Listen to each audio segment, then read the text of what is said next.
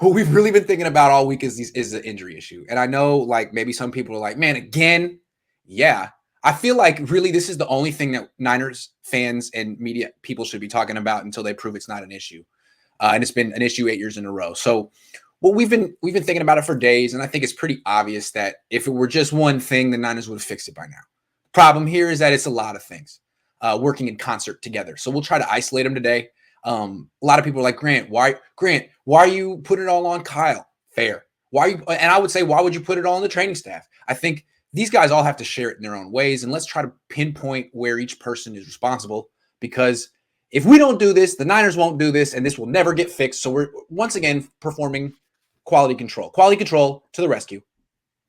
All right. Anyway, starting with practice. It seems to me that if the Niners could just cut down the practice injuries, that they would be in the middle of the pack or among the league average in injuries. But no. Rob, since Kyle Shanahan became the head coach of this team, 32 players have gotten injured in practice. 32 different guys since 2017 in practice. Now, not all of them missed times in games, but they all missed practice time because they got hurt in practice. Would you like me to read the list of names? Please. And then I'm going to do my AI impersonation. I know it's like we're getting people hurt in practice. Imagine if Allen Iverson owned this team instead of Jed York. What would be going on right now? Practice? Not a game. Not a game. We talking about practice. And what's so troubling about this is football is the kind of sport where you know you're going to lose a certain percentage of players in games, and there's nothing you can freaking do about it. The only thing you have control over is practice. And the Niners go hard. They don't do live hitting, but they compete very, very hard every time, even in the spring. So let me give you the list, all right? Let's do it. Some of these, I've been trying to put together the list, and honestly, I got to like 16. Someone came through yesterday on Twitter and had the full list, which makes me think, is this like a burner from the organization? But they had names I hadn't heard in a long time. Let me go through them, starting, I guess, with the most recent ones. Right. Tavarius Moore, Justin School, Jeff Wilson Jr., D Ford, DJ Reed, Jalen Hurd, Brandon Ayuk, Tom Compton, Quan Alexander, Nick Bosa, Jerick McKinnon, Malcolm Smith, Matt Breida, Reuben Foster, Jimmy Ward, Eric Reed, Jaquaski Tart, Jason Verrett, Ben Garland, Richie James Jr., Jawan Jennings. I have more. Capron Lewis Moore, Ross Reynolds, DJ Jones, Chris Fink, DeForest Buckner, Dakota Watson, Zach Franklin, K'Wan Williams, Jimmy Gilbert, Jeremy Zuta, and Richard Sherman. That's 32 players. That's crazy. It's crazy. And for those fans that are crying out that hey, stop talking about this, we will, as soon as it stops being an issue. Yeah. Right? Like, you have to. This is the only way you fix something, is by making it a point of emphasis. This is what Jed needs to be doing. Kyle, here's the full list, 32 players. What's the solution? Yeah, you got to float it up to the top. You got to really examine this issue.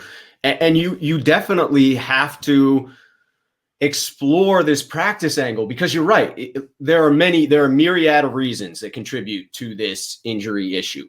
Mm-hmm. But the one that we control, the one that we've got to focus on, the one that is easiest to adjust, is those injuries that are occurring in practice. Easiest. And you have to wonder, does it come from the old school mentality that Kyle grew up around with his father?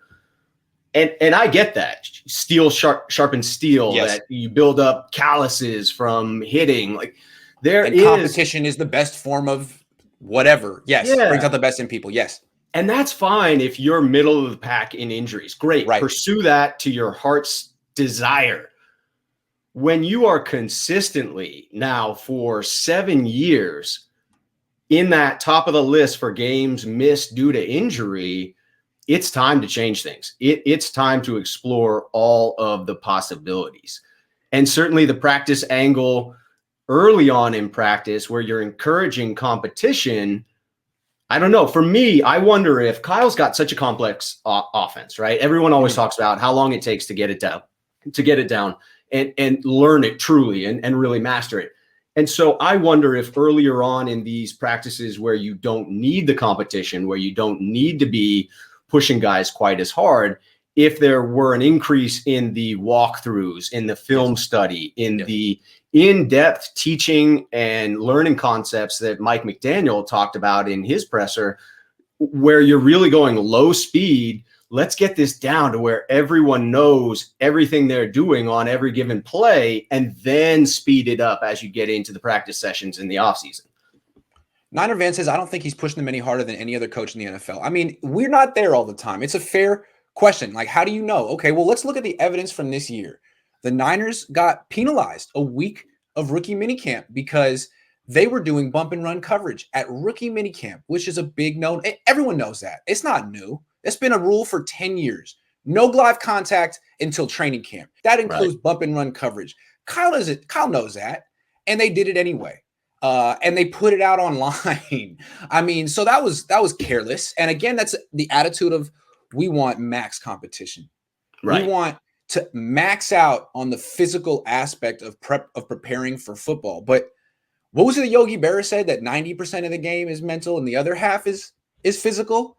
Hey man, if it's 90% mental and you have the most complex offense in the league, and remember what Mike McDaniel said, it's learning a foreign language. It's total immersion. You have to be able to hear it and then instantly visualize the play. None of these rookies can do that right now, man. Why aren't you doing more mental teaching in the spring along with strength conditioning and recovery, as opposed to competition first? Rookie minicamp, dog. That's May 14th.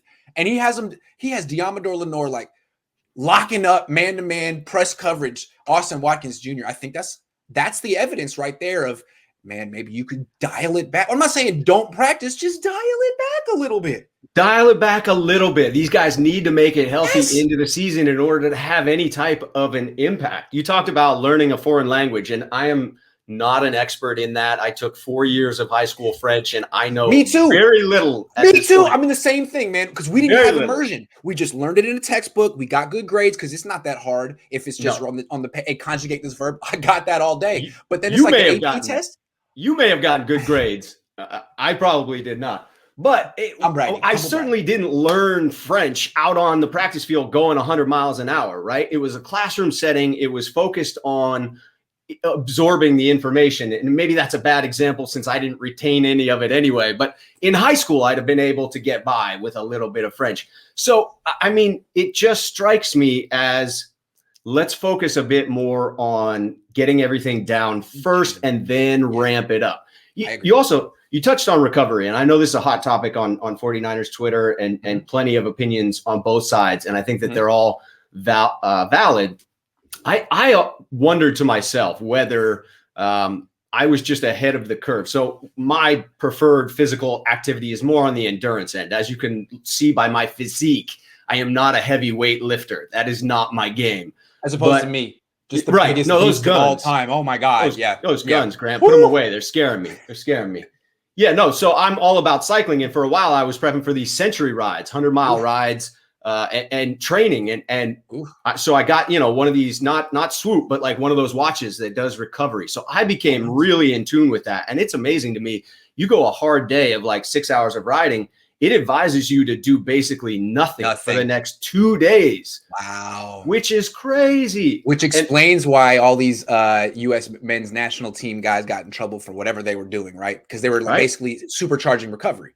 Yeah. Isn't that basically what they were doing? Right. Yeah. Yes. Yeah.